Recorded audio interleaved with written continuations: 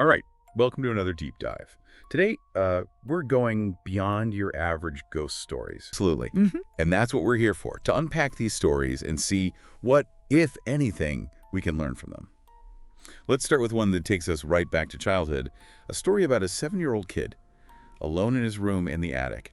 You know those massive old houses with closets you could practically get lost in? That's the setting here. Mm. This kid's closet was packed with toys. And, as the story goes, something else might have been playing with him too. The classic haunted house setup. It's fascinating how our childhood fears can shape our perception of the world, especially when it comes to places like attics and closets, these dark enclosed spaces that are just begging for our imaginations to run wild. Right. And it starts small. The kid hears the sounds of Legos spilling in the closet, easy enough to dismiss as the wind or the house settling. Right, except it happens repeatedly. Sure. And the mom even finds Legos scattered on the floor. That's when things start to feel a little less explainable. And of course, the dad gets tired of the monster in the closet routine. So one night, he locks his door, leaving the kid to face his fears. Bad idea. Probably. Yeah. Well, it definitely sets the stage for things to escalate. Oh, they escalate, all right. The closet door bursts open. Moonlight streams in. And there, standing by the door, is a figure. Can you imagine the terror? It's that fear of the unknown intruder, that primal anxiety that something could be watching us, especially when we're most vulnerable. And for a child, that fear can be overwhelming. Totally. The kid screams. Yeah. Wakes the whole house. Yeah. But by the time anyone gets there, the figure is gone. Ran out of the rooms, out the front door, Yeah. vanished. The police never find anyone. Leaving behind more questions than answers. These types of stories, where there's no clear resolution, tend to linger in our minds. They challenge our sense of order and make us question the boundaries of what we think we know. For sure. Okay, let's shift gears a bit to a different kind of unsettling encounter. This one comes from a listener who is on a school trip to Myrtle's plantation, that place notorious for being haunted. A location steeped in history and, as many believe, in lingering energies. It's a prime example of how our knowledge of a place, the stories we associate with it, can influence our experiences. So, our listener is on a tour, listening to the guide, and suddenly starts hearing piano music. Not just faint background music, but distinct piano keys being pressed. An auditory hallucination. Perhaps. Or maybe something else. It's interesting to consider the role of suggestion in these situations. In a place like Myrtle's plantation, where ghost stories are practically part of the atmosphere, Yeah. our minds might be primed to perceive things that align with those expectations. Right. And get this, another woman on the tour confirms she's hearing it too. Okay. Then, the tour guide starts talking about the ghost who supposedly plays the piano. Coincidence? Maybe. Yeah. But definitely spooky timing. Absolutely. It highlights the power of context and how our brains try to make sense of the information we're receiving. Is it a genuine paranormal experience? Or is it our mind filling in the blanks based on pre-existing beliefs in the setting we're in? Okay. Ready for a story that takes awkward first dates to a whole new level. This one involves a midnight hike and a chilling connection to, wait for it, Ted Bundy. This should be good. There's something inherently unsettling about the darkness, about not being able to fully see what's around us. It plays on our sense of vulnerability. Right. So this couple decides to go for a midnight hike in Provo Canyon. It's romantic. Stars are out. Until the guy starts getting this really bad feeling. That gut instinct that something isn't right. That feeling is often worth paying attention to. We underestimate our intuition sometimes. Well, he tries to ignore it at first, but then, as they're walking through a particularly dark patch, his foot bumps into something soft. Okay, that's enough to make anyone turn around. They decide to head back, never knowing what they encountered. Years later, though, they're watching an interview with Ted Bundy, and he describes a time he felt closest to being caught. Oh, wow. This is where it gets really interesting. Bundy recounts luring a girl to Provo Canyon, killing her, and hiding in the trees as he hears people approaching on the trail. He watches as someone walks right into the body, and then, for some reason, turns around and walks away. Talk about a chilling coincidence. It really makes you think about how we might unknowingly brush past danger, how much we rely on context and interpretation to understand our experiences. Absolutely. It completely changes how you view that initial unease. Right? Suddenly, that feeling becomes terrifyingly real. It speaks to the power of hindsight and how new information can entirely reframe our past, sometimes. The scariest part of a story is realizing how close we might have been to something truly dangerous without even knowing it. It really highlights the fine line between coincidence and something more sinister, doesn't it? Sometimes. The scariest stories are the ones that make us question the very nature of reality itself. Speaking of questioning reality, Right. how about we head to a place we all think of as safe and familiar, the library. But this story is anything but ordinary. Imagine yourself down in the stacks, late at night, working on a paper. It's quiet, almost too quiet. And then you hear it, the unmistakable sound of pages flipping, loudly. There's something inherently eerie about libraries after hours, isn't there? All those rows of silent books, the feeling of being surrounded by knowledge, but also a sense of isolation. Totally. At first, our listener thinks it's just another student being inconsiderate, but the sound keeps going, gets louder, and they decide to investigate. They search the stacks, check both sides for anyone coming or going, but find absolutely no one. So the sound is seemingly coming from nowhere. That's enough to make anyone uneasy. Right. Just when they think it's stopped, it starts up again, even louder this time. Another student working nearby freaks out and leaves, and our listener isn't far behind. You know, this story makes me think about the phenomenon of infrasound. Have you ever heard of that? I've heard the term, No doubt. but honestly, I don't know much about it. It refers to sounds that are below the range of human hearing. We can't consciously perceive them, but they can still have a profound effect on us. Some researchers believe that exposure to infrasound can cause feelings of unease, anxiety, even hallucinations. It's often associated with haunted locations and could explain why people report hearing strange sounds or feeling a sense of dread in certain places. That's fascinating. So maybe our listener in the library was picking up on some kind of infrasound frequency that was causing those unsettling sounds and the overwhelming feeling of unease. It's certainly a possibility. It's a reminder that there's so much we still don't understand about the world around us, about how our senses work and how our environment can influence our perceptions. Okay, ready to swap the quiet library for the open ocean. This next story involves a fishing trip, a creepy encounter in the dark, and a whole lot of unsettling vibes. Always up for a good maritime mystery. There's something about being out at sea, isolated and surrounded by vastness, that really amplifies our sense of vulnerability. Absolutely. This couple is on a 2-day fishing trip in the North Atlantic. The first night goes smoothly, but on the second night, they hear a motorboat approaching, out on the open ocean, at night. That's already a little unnerving. Especially when you're not expecting company. Right. They head outside and see a man in a small, beat-up motorboat, Yeah. no lights on. He stopped right in front of their boat, and his whole demeanor sets off alarm bells. Well, what kind of red flags are we talking about? Well, he asks if they have spare gasoline, which they don't. They offer him a ride back to shore, thinking maybe he's stranded, but he refuses. Claims he had plenty of gas, but then he just sits there, staring at them in the darkness. The only reason they can even see him is because of their deck light. There's something deeply unsettling about being approached by a stranger in an isolated environment like that, especially at sea where escape options are limited. Totally. He eventually asks about their catch, laughs strangely at a question, and then just takes off back into the darkness. Without ever revealing his true intentions. It makes you wonder what his game was. Was he scoping out their boat? Was it a harmless, albeit strange encounter, or something more sinister? They were so creeped out they turned off their lights and repositioned the boat, just in case. But here's where things get truly scary. Later that night, the wife wakes up screaming. Guess who's standing at the edge of their bed? No way! The creepy motorboat guy. You got it. The husband lunges at him, but the man bolts out of the cabin and escapes on his motorboat. They reported it, but of course, nothing ever comes of it. Leaving them with a terrifying memory and a reinforced sense of vulnerability, it's a good reminder to trust your instincts. Especially when it comes to safety. If something feels off, it probably is. Absolutely. Sometimes those gut feelings are all we have to go on. Yeah. Okay, how about we move from the vastness of the ocean to a more confined space? This story involves a dark corner, a shadowy figure, and a healthy dose of fear. This sounds like it taps into that universal fear of the unseen, of something lurking just beyond our perception. Exactly. Our listener describes their bedroom layout. A dark alcove hidden from any light source. The perfect hiding spot for something. Yeah.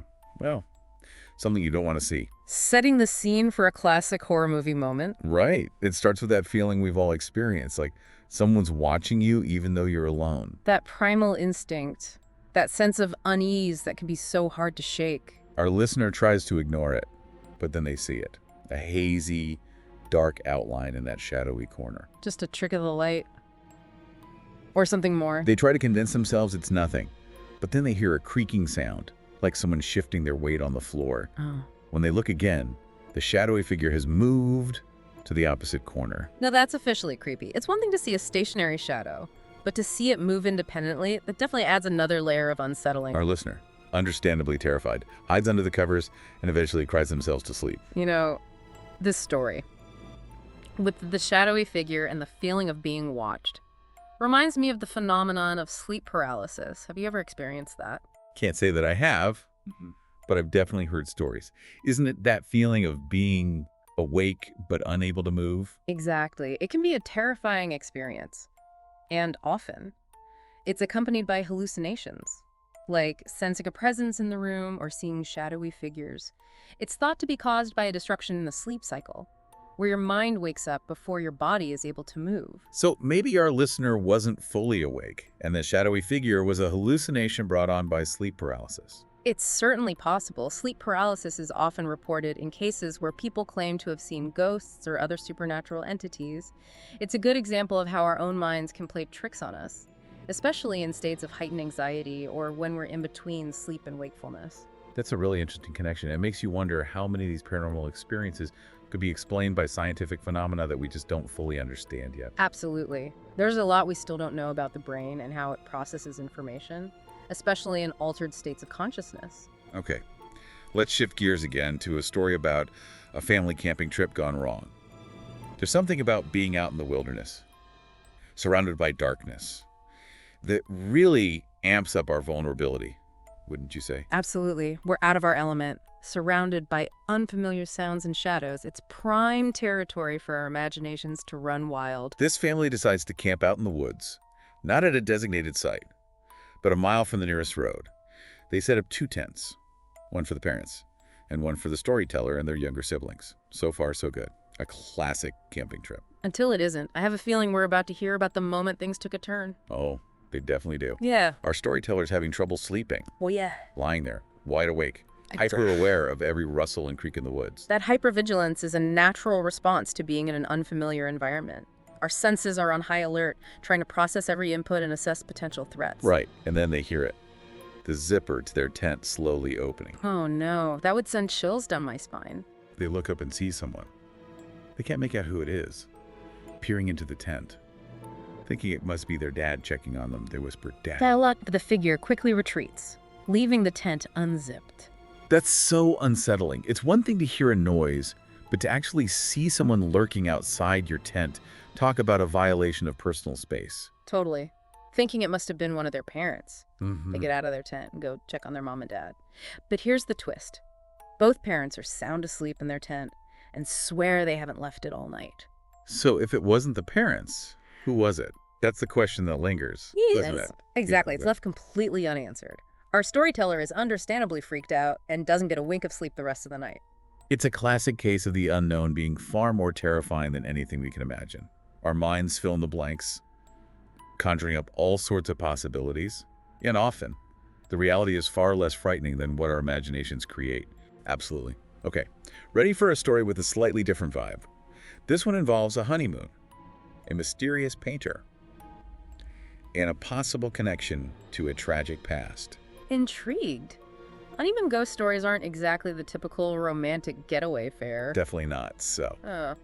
This actually involves our listeners' parents. They arrive at their hotel in Key West for their honeymoon and are hit with this overwhelming smell of fresh paint. Not exactly the welcome you'd expect on your honeymoon. Right. They walk down the hall and see a painter working, supplies laid out and everything. But here's the strange part. When they greet him, he completely ignores them. That's a little odd, but maybe he was just deeply focused on his work. Maybe. But when they get to their room, the paint smell is even stronger. Yeah. So strong it's unbearable.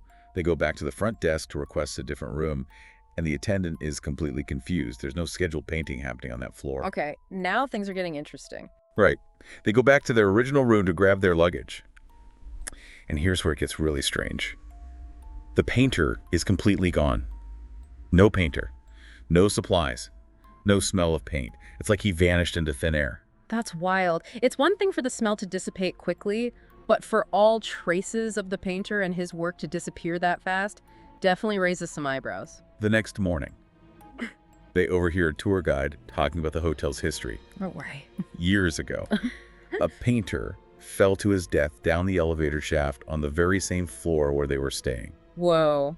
That's a chilling coincidence. It makes you wonder if what they encountered was some sort of residual energy, an echo of that tragic event imprinted on the location itself. Right. It definitely left a lasting impression on our listeners' parents, even if they weren't typically believers in the paranormal. Sometimes, even the most skeptical among us have to reconsider our beliefs when faced with the unexplainable. All right. How about one more before we wrap up this part of the deep dive? This one comes from our listener's cousin and involves a late-night Skype call, a closet door that won't stay closed, and a truly terrifying realization. This sounds like it has all the makings of a classic internet horror story. I'm ready. So, the cousin, Nikki, is on a late-night Skype call with his girlfriend, Sam. During the call, he notices that the closet door behind Sam keeps opening slightly. He points it out. But they both kind of brush it off. Maybe it's a draft. Right. Or maybe her little brother's playing a prank. It seems like a fairly harmless explanation at first. Exactly. But as the call goes on, the closet door keeps creaking open further and further. Nikki mentions it again, suggesting her brother might be hiding in there. But Sam insists she's home alone. Okay. Now the tension is starting to build. Right. And then the unthinkable happens. The closet door swings open completely, and someone steps out and walks past the camera, completely unnoticed by Sam. Oh, wow. Talk about a jump scare moment. Nikki is freaking out, yelling at Sam to lock her door and call the police. But Sam is completely oblivious until she turns around and sees the open closet door. That's when she realizes she's not alone. That moment of realization must have been absolutely terrifying. The feeling of safety and security in your own home being shattered in an instant. She screams, slams her bedroom door shut, and locks it. Nikki races over to her house, calling the police on the way. When they arrive, they find Sam huddled in her room. Completely traumatized, they search the house, but find no sign of an intruder. It's a chilling reminder that even in the comfort of our own homes, we're not always as secure as we think. And the fact that they never found the intruder just adds to the mystery and unease. It's a chilling reminder that even in the comfort of our own homes, we're not always as secure as we think. And the fact that they never found the intruder just adds to the mystery and unease. It really makes you think twice about locking your doors at night. It definitely reinforces the importance of home security and being aware of our surroundings, but it also raises questions about the nature of fear itself. What makes a story truly terrifying? Is it the jump scares and gore, or is it that lingering sense of unease? The feeling that something is just not quite right. I think it's that feeling of vulnerability, that sense of being watched or targeted that really gets under our skin. I agree. And that brings us to our final story tonight. This one is particularly unsettling because it takes place in a space where we all expect to feel safe. Our own homes. It's a stormy night, our listener is home alone, and things take a very dark turn. The classic horror movie setup. A dark and stormy night. An isolated location, a perfect recipe for a scary story. Exactly. Our listener is inside, enjoying the storm, watching movies, when they hear something hit their window. At first, they think it's just the wind or rain, but then it happens again. And again. And the realization sets in that it's not just the storm. Something, or someone, is out there. It's the sound of rocks hitting the window. And now their heart is racing because they know they're home alone. Their dad is at work. And there's no reason for anyone to be outside their house throwing rocks at their window in the middle of a storm. That feeling of being targeted, of knowing someone is out there and they mean you harm, is primal and deeply unsettling. It's a feeling that just gets worse. The rocks keep coming faster and faster. Then the rain starts to let up a bit, and they hear the distinct sound of a truck engine running outside. Adding another layer of unease to the situation, now we have a vehicle involved, which means the potential threat is mobile and unpredictable. That much louder thud against the window. That's when they decide enough is enough and get up to call the police. But as they're running downstairs, they catch a glimpse of something through the glass panel in the front door. Oh no, don't tell me. It's a facey. Someone is peering in at them, and they think they see a smile. That's chilling. It's one thing to have someone lurking outside, but to see their face, to make eye contact, that personalizes the threat in a whole new way. Our listener sprints to the kitchen, grabs a knife, and calls the police. While they're on the phone, they hear the person outside trying to break in, ramming the door. That must have been terrifying, the feeling of being trapped. of knowing someone is trying to force their way into your home is a nightmare scenario. They yell that the police are coming and run back upstairs to their room. The banging stops. They hear the truck drive off. And moments later, the police arrive. Talk about a close call. They give the police a description of the person's face. But, unfortunately, didn't get a good look at the truck. The intruder's never caught. Leaving behind a lot of unanswered questions and a lingering sense of vulnerability. It's frustrating, isn't it? The not knowing why. What the motive could have been. Was it a prank gone wrong or something more sinister? It's definitely unsettling, and it makes you think about how we often take our safety for granted, especially in our own homes. These stories serve as a reminder to trust our instincts, be aware of our surroundings, and take steps to protect ourselves. Absolutely, but they also remind us of the power of the human spirit, of our resilience and ability to face fear and come out stronger on the other side. These listeners shared their stories, often deeply personal and unsettling experiences. And by doing so, they've opened up a dialogue about fear, vulnerability, and the things that go bump in the night. And that's what we're all about here on The Deep Dive. We want to hear from you. What stories of unexplained events have you experienced? Share them with us. Let's keep the conversation going. Because sometimes the most unsettling stories are the ones that hit closest to home. And who knows, maybe by sharing our experiences and exploring different perspectives, we can shed some light on the mysteries that surround us.